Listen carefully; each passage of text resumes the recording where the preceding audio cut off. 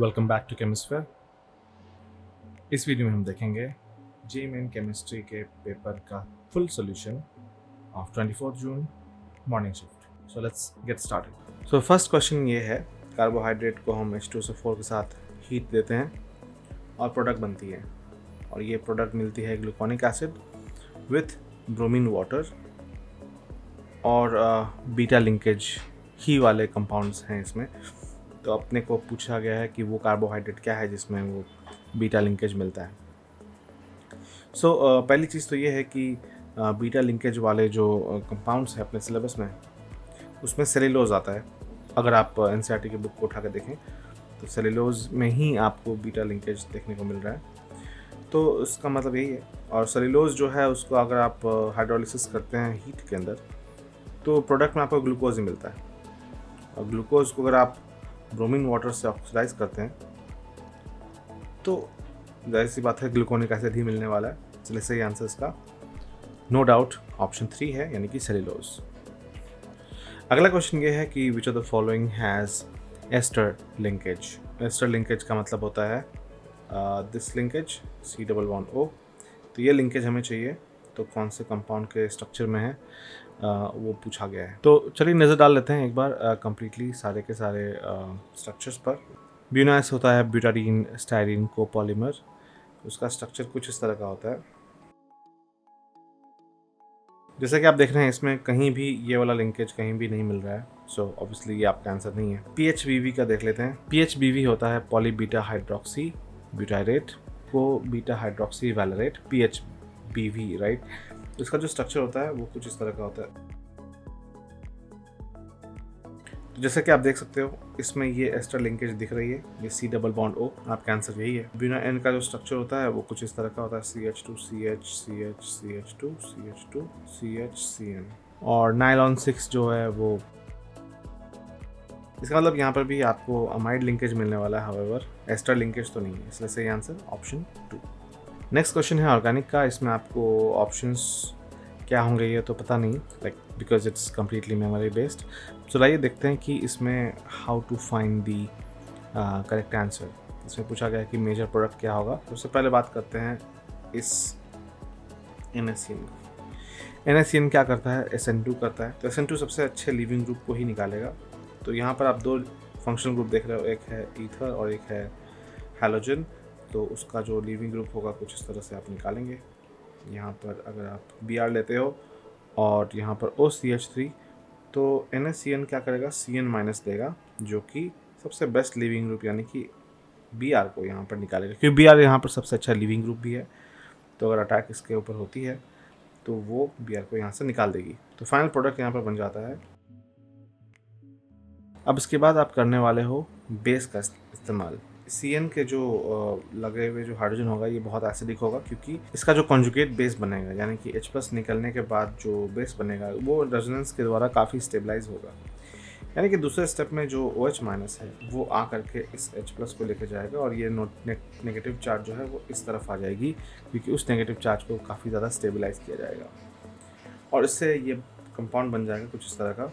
अब इसमें नेक्स्ट जो हम यूज़ करने वाले हैं वो है साइक्लोहेक्सेनॉन। साइक्लोहेक्सेनॉन एक कीटोन है, और कीटोन जो होता है वो न्यूक्लियोफिलिक अटैक को लेकर के काफ़ी प्रोन होता है। यानी कि ये जो नेगेटिव चार्ज है वो इस कार्बन पर अटैक करना प्रेफर करेगा हमेशा, क्योंकि इस वाले कार्बन पर अगर ध्यान से देखेंगे तो इस नीचे वाले कार्बन पे होता है डेल्टा+, ऊपर वाले पे होता है माइनस, और हमेशा अपोजिट चार्जेस वाले ही अटैक करते हैं। नेगेटिव हमेशा पॉजिटिव पर अटैक करेगा।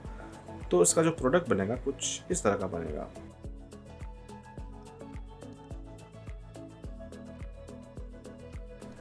ये बन जाएगा। फाइनली आप क्या करने वाले हो, H2 विथ Na करने वाले हो। H2 विथ Na करने से जो CN है वो हो जाता है रिड्यूस, और O जो है यहाँ पर ये बन जाएगा OH। सो एंड प्रोडक्ट जो बनने वाला है वो कुछ इस तरह से बनने वाला है OH, और ये CN जो बन जाएगा वो बन जाएगा क्या, CH2NH2। तो ये है आपका फाइनल आंसर, जो कि इस क्वेश्चन का आंसर होगा।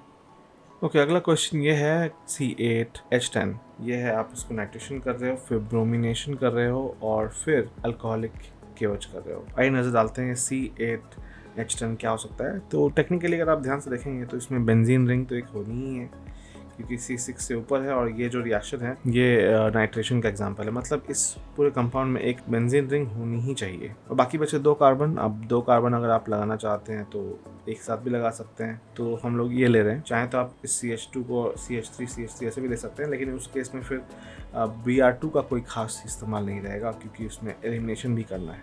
ये Br2 और अल्कोहलिक KOH का अगर आप ध्यान से देखेंगे तो ये है ब्रोमिनेशन, ये फ्री रेडिकल वाला ब्रोमिनेशन है, और अल्कोहलिक KOH जो है वो है एलिमिनेशन। मतलब एंड में एल्कीन बननी चाहिए, तो वो आपको ध्यान देना पड़ेगा कि कम से कम 2 कार्बन एक साथ लगे होंगे तो ही ये पॉसिबल है, अदरवाइज मुश्किल है। आइए देखते हैं इसमें रिएक्शन कैसे लिखनी होगी। HNO3 और H2SO4।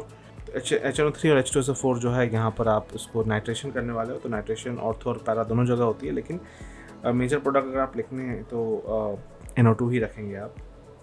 उसके बाद आप यहाँ पर ब्रोमीन और हीट डालने वाले हो, then bromination will happen. Obviously hydrocarbon वाले पार्ट में होगा, रिंग वाले पे नहीं होगा, क्योंकि रिंग वाले में ब्रोमिनेशन इस तरह से नहीं होती है। रिंग वाले में हमें एक लुइस एसिड चाहिए होता है, लाइक FeBr3 या FeCl3 ऐसा कुछ। तो यहाँ पर जो है सिर्फ अल्काइल चेन पे ही वो ब्रोमिनेशन होगी, और वो भी 2 डिग्री पे, क्योंकि फ्री रेडिकल जो है वो 2 डिग्री पे ज़्यादा बेटर होता है। तो ब्रोमिनेशन जो होने वाली है वो इस कार्बन पे होने वाली है, इस जगह। ये आपका A है, ये B है, और लास्टली आप क्या करने वाले हो, अल्कोहलिक KOH करने वाले हो, यानी कि एक एलिमिनेशन रिएक्शन करने वाले हो। तो इसमें जब आप एलिमिनेशन कर लेते हो, एक H यहाँ से निकलेगा, एक HBr यहाँ से निकलेगा। So in that case it will become CH double bond CH2। मतलब HBr का लॉस करना है, तो एक H उसके बाजू वाले कार्बन से और Br यहाँ से जाएगा, तो एक H यहाँ से जाने से वो CH2 बन जाएगा, और Br चला गया तो ये बन गया। तो इस केस में आपका फाइनल प्रोडक्ट यानी कि compound C will be this compound.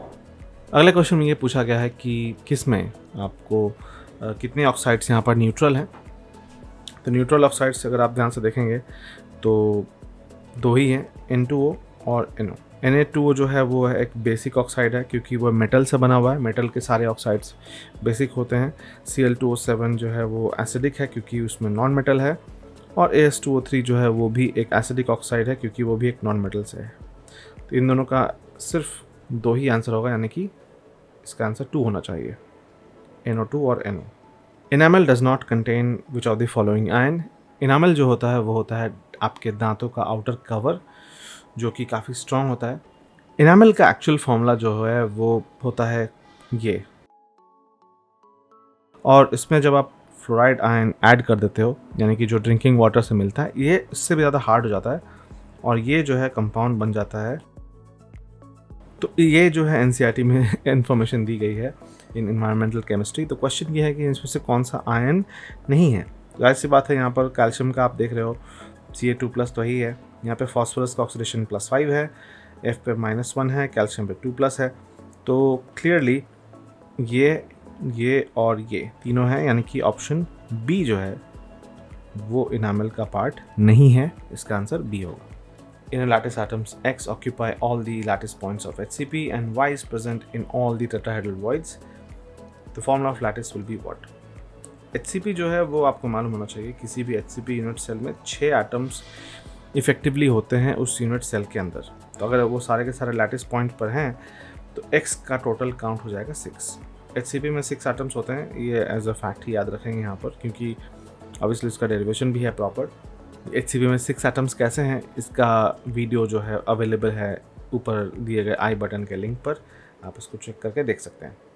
Anyway, so X अगर 6 है और Y तो लिखा हुआ है कि सारे टेट्राहेड्रल वॉइड्स में है, यानी कि उसका जो नंबर ऑफ एटम्स होता है उसका डबल होता है टेट्राहेड्रल वॉइड्स, यानी कि Y का नंबर हो जाएगा 12। तो X का 6 और Y का 12, अगर आप रेशियो देखें तो ये आता है X और Y में X और Y, इसका रेशियो देखें तो X और Y 1:2 के रेशियो में आते हैं। इसका मतलब यही आपका आंसर ऑप्शन B होना चाहिए। लिखा है the process of removing sulphur from ore is what. तो सल्फ़र का रिमूवल जो होता है वो रोस्टिंग के द्वारा होता है। रोस्टिंग में आप सल्फ़र को ऑक्सीजन के प्रेजेंस में हीट करते हो ताकि सारा का सारा सल्फ़र गैसियस SO2 बन के उड़ जाए। इस तरीके से आप सल्फ़र को अलग कर सकते हैं। Which of the following vitamin cannot be given to the living organism through food? Vitamin D majorly आपको मालूम होगा एक्सपोजर टू सनलाइट के थ्रू मिलती है, इसलिए आंसर इसका सी हो जाएगा। 2 isomers can be metamers if they have. तो मेटामर्स वो होते हैं जिसमें ऑक्सीजन, नाइट्रोजन या सल्फर टाइप के कोई एटम्स आते हैं और उसके जो आइदर साइड पे जो कार्बन का चेन लेंथ है वो अलग अलग होनी चाहिए। मतलब यहाँ पे मैं जो जिगजैग जो लाइन है वो कोई हाइड्रोकार्बन चेन है, तो कार्बन का नंबर जो है दोनों साइड में अलग अलग होना चाहिए, तभी जा कर के आप उसे मेटामर्स कह सकते हैं। तो इसका मतलब क्या है, सही ऑप्शन हो जाएगा option number C, number of carbons on either side of the groups are different. अगला सवाल है कि the most suitable reagent for the given conversion. यहाँ पे आप देख रहे हो कि जो ये कन्वर्जन है इसमें ये वाला ग्रुप चेंज नहीं हो रहा, ये भी चेंज नहीं हो रहा, ये भी चेंज नहीं हो रहा, और सिर्फ COOH को ही आप टारगेट कर रहे हो। तो यानी कि जो रिएजेंट आप यूज़ करेंगे वो बहुत ही ज़्यादा सिलेक्टिव होना चाहिए, और सबसे ज़्यादा सिलेक्टिव रिएजेंट होता है B2H6। B2H6 बाकी किसी भी फंक्शनल ग्रुप को नहीं छेड़ता, जबकि COH को वो रिड्यूस करके CH2H बना देता है। बाकी तीनों जो हैं ये they work on a wider range of functional groups, वो मल्टीपल ग्रुप्स को वो रिड्यूस कर सकते हैं, इसलिए सही आंसर इसका होगा option D. Among LiF and MgCl2 which one is more soluble in ethanol. यहाँ पर MgCl2 और LiF दोनों में कंपैरिजन है, तो जो ज़्यादा कोवलेंट होगा वो ज़्यादा इजीली सॉल्युबल होगा इथेनॉल में, क्योंकि इथेनॉल एक ऑर्गेनिक सॉल्वेंट है। ऑर्गेनिक सॉल्वेंट में जो ज़्यादा कोवलेंट कैरेक्टर वाले कंपाउंड होते हैं वो इजीली डिज़ोल्व होते हैं। तो LiF अगर आप ध्यान से देखेंगे और MgCl2 में ध्यान से देखेंगे तो चेंज यहाँ पे चार्ज का है, और F-1 है और Cl भी -1 है, तो यहाँ पर कोवलेंट नेचर जो होगा वो आपको दो बातों से देखी जाती है, एक तो लार्ज अनायन और लार्ज चार्ज, जो कि दोनों ही मौजूद हैं MgCl2 में, यानी कि उसका +2 चार्ज है और आपको मालूम ही है F से Cl बड़ा होता है, तो इसलिए ज़्यादा कोवलेंट MgCl2 होगा, यानी कि वो ज़्यादा डिज़ोल्व होगा। ये क्वेश्चन बड़ा इंटरेस्टिंग है। 2,7 डाइमिथाइल 2,6 ऑक्टाडाइन, इसका अगर आप एसिड में ट्रीटमेंट करेंगे तो क्या प्रोडक्ट बनने वाला है ये आपको बताना है। तो इस मैकेनिज़्म को समझने के लिए काफ़ी सारी चीज़ें देखनी हैं। जैसे कि आप ध्यान से देखेंगे तो उसका जो स्ट्रक्चर है वो कुछ इस तरह का होगा। ये है 2,7 डाइमिथाइल ऑक्टा 2,6 डाइन। इसको अगर आप H+ करते हैं, सबसे पहले एक कार्बोकैटायन बनती है, और कार्बोकैटायन कहाँ बनेगा, जहाँ पे सबसे स्टेबल कार्बोकैटायन बनेगा तो किसी एक पाई बॉन्ड को वो न्यूट्रलाइज कर देगा। और सबसे, जैसे मान लीजिए यहाँ पर ये पाई बॉन्ड है, मान लीजिए इसका अटैक इस पे हो गया, ठीक है, तो यहाँ का जो H+ है वो यहाँ से बन जाएगा और प्रोडक्ट कुछ इस तरह का हो जाएगा। अब यहाँ पर बात ख़त्म नहीं हुई है, क्यों? क्योंकि यहाँ पर ये प्लस चार्ज है जिसको इलेक्ट्रॉन चाहिए, और इस पूरे कंपाउंड में एक जगह और है जहाँ पर इलेक्ट्रॉन की डेंसिटी बहुत ज़्यादा है, तो क्या होगा फिर उस नेगेटिव चार्ज को वो अपनी तरफ अट्रैक्ट करेगा और उससे बॉन्ड बनाने की कोशिश करेगा। तो यहाँ पर आप अगर ध्यान से देखेंगे तो एक रिंग बनने वाली है, और रिंग कितने मेंबर की बनेगी? 1 2 3 4 5 6 मेंबर रिंग बनने वाली है। 6 मेंबर रिंग बन जाती है तो कुछ इस तरह का बनेगा, आप इस तरह से बन जाएगा। और जहाँ पे वो बॉन्ड बन रही है, इस वाले कार्बन की और इस वाले कार्बन की एक बॉन्ड बनने वाली है, तो इस तरह से आप उसको बनाएंगे, और उसमें बॉन्ड पे प्लस चार्ज एक यहाँ पे आ जाएगी, क्योंकि यहाँ से एक बॉन्ड टूटने वाली है, राइट। तो इस वाले कार्बन पे एक प्लस चार्ज आ जाएगा, ये वाला कार्बन यहाँ पे। तो इसमें अब ये भी देख रहे हैं आप स्टेबल नहीं है, तो यहाँ पर रीअरेंजमेंट होकर के आप उसको स्टेबलाइज भी कर सकते हैं, यानी कि इसको मिथाइल शिफ्ट कराएंगे। कैसे मिथाइल शिफ्ट कराएंगे? किसी भी एक मिथाइल को यहाँ से उठा करके उस प्लस चार्ज की जगह ले आएंगे, तो ये बन जाती है आपके कार्बोकैटायन की बात। और चूंकि यहाँ पर हीट भी है, तो हीट से क्या होगा, फिर H+ का लॉस भी होगा। तो H+ कहाँ से लॉस होगा? उसके बाजू वाले ऐसे जगह से आपको लॉस कराना है जहाँ पे वो सबसे ज़्यादा स्टेबल हो रहा हो। तो जाहिर सी बात है यहाँ पर आपके एक हाइड्रोजन है, तो ये हाइड्रोजन और ये वाला जो प्लस है ये यहाँ पे चले जाएंगे, और ये पाई बॉन्ड जो है यहाँ पर, ये जो सिग्मा बॉन्ड है ये यहाँ पर से ऐसे गिर जाएगा, और फाइनली जो प्रोडक्ट बनेगी वो हो जाएगी कुछ इस तरह की। अब सवाल में पूछा जा रहा है कि इस फाइनल जो प्रोडक्ट में आपने बनाया है इसमें कितने sp2 कार्बन है। तो जाहिर सी बात है जो डबल बॉन्डेड कार्बन होते हैं वो sp2 होते हैं, तो 2 ही डबल बॉन्डेड कार्बन है। इसका मतलब इस क्वेश्चन का सही उत्तर होने वाला है 2 sp2 कार्बन। अगला क्वेश्चन ये लिखा है कि X इज HCP और Y is 2/3 of the tetrahedral voids. आपसे पूछा ये जा रहा है कि इसमें परसेंटेज ऑफ एक्स कितना है। तो एक्स चूँकि HCP है तो जाहिर सी बात है HCP में टोटल नंबर ऑफ एटम 6 होते हैं, तो एक्स का काउंट है 6, जबकि वाई जो लिखा है वो 2/3 ऑफ टेट्राहेड्रल वॉइड्स है। अगर एक्स 6 है तो नंबर ऑफ टेट्राहेड्रल वॉइड्स हो जाते हैं उसका डबल यानी कि 12, और उस 12 का 2/3 जो है वो वाई है, तो वाई का नंबर हो जाएगा 2/3 ऑफ 12 यानी कि 8। तो यहाँ पे आपसे पूछ रहा है कि पूरे लैटिस में x का परसेंटेज कितना है, तो जाहिर सी बात है यहाँ पे आप काउंट करके देख सकते हैं x का नंबर 6 है जबकि y का नंबर 8 है। तो टोटल नंबर ऑफ एटम्स कितने हो गए, 8 + 6 14। तो x का जो परसेंटेज होगा वो हो जाएगा 6/14 × 100, और जो कि आता है 42.85%। यही आपके क्वेश्चन का आंसर है। In the production of which of the following compound hydrogen gas is used. तो हाइड्रोजन गैस का जो प्रोडक्शन है यह आपने क्लास 10 में भी पढ़ा होगा, बहुत इजी है, NH3, क्योंकि अमोनिया का जो प्रोडक्शन है आपको मालूम होगा N2 + 3H2 = 2NH3। तो यहाँ पर अमोनिया के प्रोडक्शन में हाइड्रोजन का इस्तेमाल होता ही होता है। So that is your answer. Which are the following has maximum melting point. तो मेल्टिंग पॉइंट यहाँ पर जो है वो आपको दो बातें पता होनी चाहिए। सबसे पहले कि इवन नंबर वाले, ठीक है, कार्बोक्सिलिक एसिड जो होते हैं उनका हायर मेल्टिंग पॉइंट होता है देन ऑड नंबर वाले कार्बोक्सिलिक एसिड का, ठीक है। तो यहाँ पर आप देखेंगे कि एसिटिक एसिड में कितने होते हैं, 2 होते हैं, फॉर्मिक एसिड में 1 ही होता है, प्रोपानोइक में 3 होती है और ब्यूटानोइक में 4 होती है। तो इस लॉजिक से आप देख सकते हैं कि ऑड नंबर वाले यानी कि ये दोनों तो कैंसिल हो गए, यानी कि ये दोनों अपने सही आंसर नहीं हो सकते मेल्टिंग पॉइंट का अगर कंपेरिजन कर रहे हैं। तो जहाँ तक बात रही एसिटिक एसिड और ब्यूटानोइक एसिड में कौन होगा, तो यहाँ पर ध्यान रखेंगे कि जो इसमें ज़्यादा एटम्स होते हैं उसमें लैटिस एनर्जी में ज़्यादा हाइड्रोफोबिक ग्रुप्स यानी कि अल्काइल ग्रुप अगर बढ़ जाए तो उसमें रिपल्शन होने लगता है, इसलिए यानी कि स्मॉलर हाइड्रोकार्बन ग्रुप मोर मेल्टिंग पॉइंट, ये आप समझ सकते हो क्योंकि उसमें रिपल्शन कम होगी, वैन डर वाल्स रिपल्शन की बात कर रहा हूँ, तो इसलिए सही आंसर सही हो जाएगा ऑप्शन ए यानी एसिटिक एसिड। अगला सवाल है विच of the following is a polyester. तो पॉलीएस्टर में लिटरली एस्टर तो रहता ही है, तो एस्टर में पॉलीएस्टर में सबसे कॉमन जो एग्जांपल है वो है डैकरॉन। डैकरॉन का स्ट्रक्चर होता है इस तरह का। तो इसमें आप देख रहे हो कि एस्टर लिंकेज भी है, polyester as the name suggests. आगे यहाँ पर OCO भी आएगा बाद में अगर आप इसको रिपीट करेंगे। तो ये है डैकरॉन, डैकरॉन का स्ट्रक्चर है, इसका सही आंसर ऑप्शन ए। अगला सवाल है which one is a conjugated diene. Conjugated diene वो होता है जो डबल बॉन्ड से डबल बॉन्ड ऑल्टरनेट पे आए। तो यहाँ पर देखिए ऑल्टरनेटिंग पाई बॉन्ड्स आ रहे हैं, और अगर ऑल्टरनेटिंग पाई बॉन्ड्स आते हैं तो उसको कॉन्जुगेटेड सिस्टम कहते हो। और डायोन का मतलब होता है 2 ketones.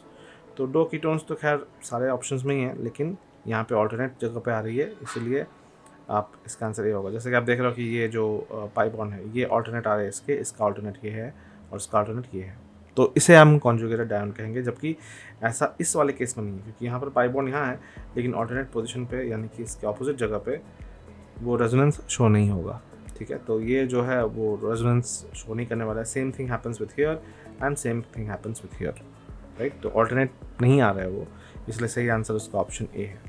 In the structure of CO whole twice CO8, X is the number of CO bonds and Y is the number of CO terminal bonds।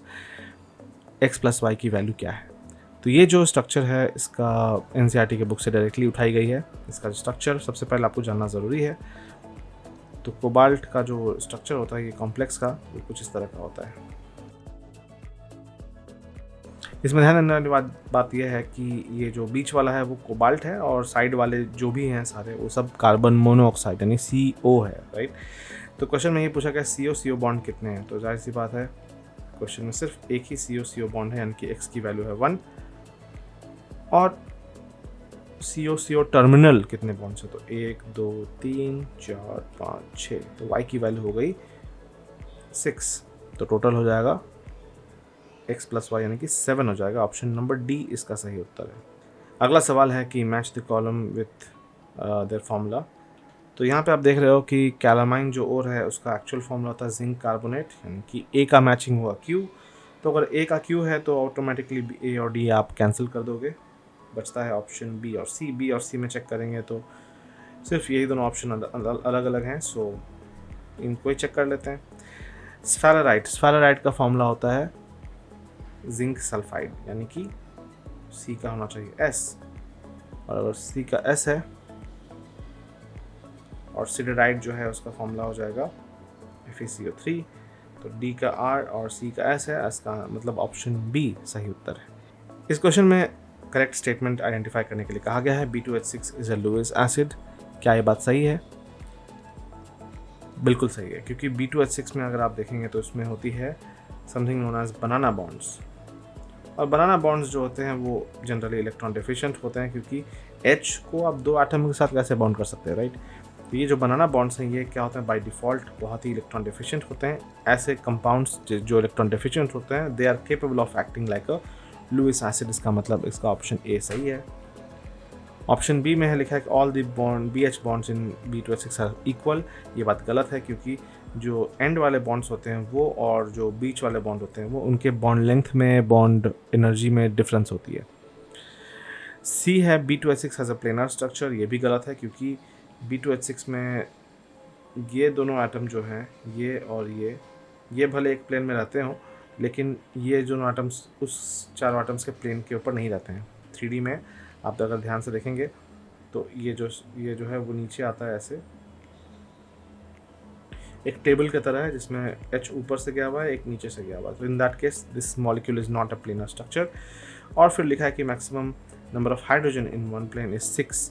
ये भी गलत है, क्योंकि ये दोनों हाइड्रोजन एक प्लेन में रहते हों, लेकिन ये और ये एक ऊपर एक नीचे रहता है, यानी कि सेम प्लेन पे नहीं रहेंगे। इसके लिए सही आंसर ऑप्शन ए।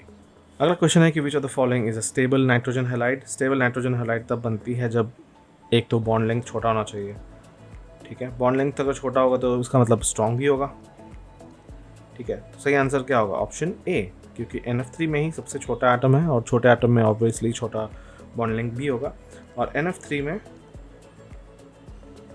स्टेबिलिटी काफ़ी ज़्यादा है। बाकी सारे बॉन्ड लेंथ बड़े हैं और इसलिए वो इजीली टूट भी जाते हैं, और 3 बड़े बड़े एटम्स को होल्ड करना भी नाइट्रोजन के लिए पॉसिबल नहीं है, क्योंकि वो खुद एक बहुत छोटा एटम होता है, और 3 बड़े बड़े एटम्स को हैंडल करना नाइट्रोजन के लिए भी आसान काम नहीं है, क्योंकि नाइट्रोजन खुद भी बहुत छोटा होता है। अगला क्वेश्चन है कि galactose is which epimer of glucose. Galactose और ग्लूकोज में क्या अंतर है? उसके लिए हम उसके स्ट्रक्चर को बना लेते हैं कुछ इस तरह। तो ये दो स्ट्रक्चर हो गए। इन दोनों में स्ट्रक्चर में एक ही अंतर है। कहाँ पे है वो अंतर है? वो है इस जगह।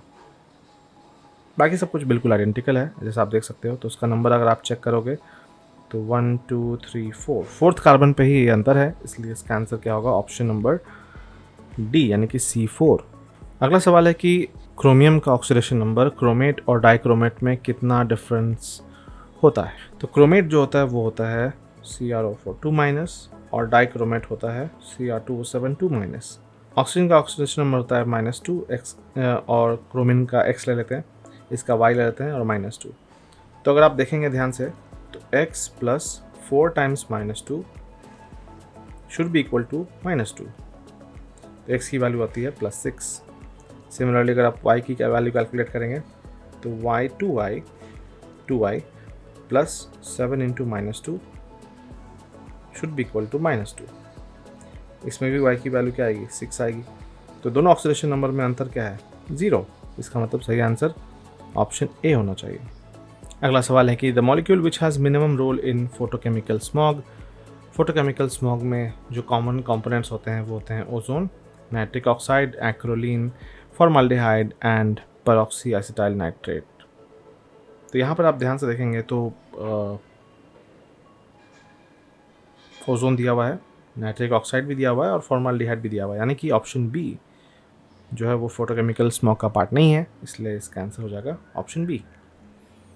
अगला सवाल है, आपको पता करना है कि सही रिलेशन क्या होगा इस इक्वेशन के हिसाब से के और अल्फा के अंदर और इक्विलिब्रियम प्रेशर के अंदर। सबसे पहले यहाँ पर लिखेंगे A = B + C/2। तो अगर आप इसको इनिशियल प्रेशर 1 रखते हैं एट T = 0, ये 0 और 0 लिखेंगे आप। इक्विलिब्रियम पे 1 - अल्फ़ा, ये हो जाएगा अल्फ़ा और ये हो जाएगा अल्फ़ा/2। तो टोटल मोल्स कितने हो जाएंगे, ये प्लस ये प्लस ये कितना हो जाएगा 1 minus alpha plus alpha by 2, ये हो जाता है 1 प्लस अल्फ़ा बाई 2। इसका मतलब क्या है कि मोल फ्रैक्शन ऑफ ए हो जाएगा 1 minus alpha upon 1 plus alpha by 2। Similarly mole fraction of B हो जाएगी alpha upon 1 plus alpha by 2, यानी कि ये वाला टर्म और ये वाला टर्म को डिवाइड किया तो ये आ गया, ये वाला टर्म और ये वाला को डिवाइड किया तो ये आ गया। सिमिलरली ये वाला और ये वाला को डिवाइड करेंगे तो इसका मोल फ्रैक्शन यानी कि सी का आ जाएगा, यानी कि option X C will be alpha upon 2 into 1 plus alpha by 2। अब आपको क्या चाहिए, अब आपको चाहिए इस रिएक्शन के अनुसार प्रेशर्स का इक्विलिब्रियम प्रेशर के। तो के पी अगर आप लिखेंगे तो लिखेंगे प्रेशर ऑफ सी का power half into pressure of B upon pressure of A, क्योंकि सी का जो मल्टीप्लाइंग फैक्टर है वो 1/2 है, इसलिए इसके ऊपर हाफ किया है। बाकी इन दोनों में 1 है तो 1 ही रहने देते हैं। प्रोडक्ट्स अपॉन रिएक्टेंट्स यही करते हैं के पी निकालने के टाइम। तो बस उसके बाद सारी वैल्यूज़ को आपको डाल देनी है। तो एक्स ए को लिखेंगे आप, इसे पी ए अगर आपको लिखना चाहें तो P A will be equal to this into P, X B की जगह P B will be this into P, और इसकी जगह P C will be equal this thing into P. इन सब को पुट कर देंगे आप इन वैल्यूज़ में रिस्पेक्टिवली, इस जगह और इस जगह। तो उसको सॉल्व करने से आपको वैल्यू आएगी जो मेन रिएक्शन होगी। तो उसका फाइनल आंसर आता है alpha two the power 3/2 P 1/2 2 plus alpha 1/2। इसको सॉल्व करने से ये वैल्यू आती है। ये जो गिवन ऑप्शन है ये है ऑप्शन नंबर ए में, इसलिए सही आंसर उसका ऑप्शन ए होगा। अगला क्वेश्चन है कि statement 1, emulsion of water and oil is unstable and separates in 2 layers. Statement 2 लिखा है कि it is stabilised by adding excess electrolytes. Emulsion of oil in water जो होते हैं वो बहुत ही अनस्टेबल होते हैं और sometimes they get separated into 2 layers, ये बात सही है। It is stabilised by adding excess electrolyte. Electrolytes डाल करके उसे आप स्टेबलाइज नहीं करते हो, उसके लिए जो चीज़ें डालते हैं उसे हम कहते हैं इमल्सिफाइंग एजेंट, कोई इलेक्ट्रोलाइट्स नहीं। इसका मतलब क्या है, स्टेटमेंट 1 सही तो है लेकिन सेकंड स्टेटमेंट गलत है, यानी कि ऑप्शन बी सही उत्तर होना चाहिए। अगला क्वेश्चन है कि which of the following is not a broad spectrum antibiotic. तो ग्राम पॉजिटिव और ग्राम नेगेटिव बैक्टीरिया जो होते हैं वो नैरो स्पेक्ट्रम एंटीबायोटिक्स होते हैं। पेनिसिलिन जी जो है इसमें वो एक नैरो स्पेक्ट्रम एंटीबायोटिक है। इसका मतलब आपका सही उत्तर सी होना चाहिए। ये chemistry in everyday life chapter से डायरेक्टली उठाया गया है। एनसीईआरटी अगर आप पढ़ के गए होंगे तो इसका उत्तर सही आपको आ गया होगा। अगला सवाल है कि number of pi bonds in marshals acid. Marshals acid होती है परऑक्सी डाइसल्फ्यूरिक एसिड, जिसका स्ट्रक्चर इस तरह से होता है और इसमें पूछा गया कि कितने पाई बॉन्ड्स हैं। तो जो डबल बॉन्ड्स होते हैं उसमें एक पाई बॉन्ड होता ही है, इसलिए इसका सही उत्तर होना चाहिए 4, ऑप्शन डी। और अगला सवाल है कि मेलामाइन में कितने नंबर ऑफ लोन पेयर्स होते हैं। तो मेलामाइन का स्ट्रक्चर पहले देख लें। तो यहाँ पे आप देखेंगे लोन पेयर्स जो हैं वो यहाँ हैं, यहाँ हैं, यहाँ हैं, यहाँ, यहाँ और यहाँ। तो टोटल 6 लोन पेयर्स आपको दिखाई दे रहे हैं। इसका मतलब सही उत्तर ऑप्शन ए। इसी के साथ जेईई मेन 24 जून का पेपर मॉर्निंग शिफ्ट ख़त्म होता है। अगली शिफ्ट का पेपर यानी कि इवनिंग शिफ्ट का पेपर इसके नेक्स्ट वीडियो में जल्दी अपलोड की जाएगी। Let's meet in the next video. Bye bye.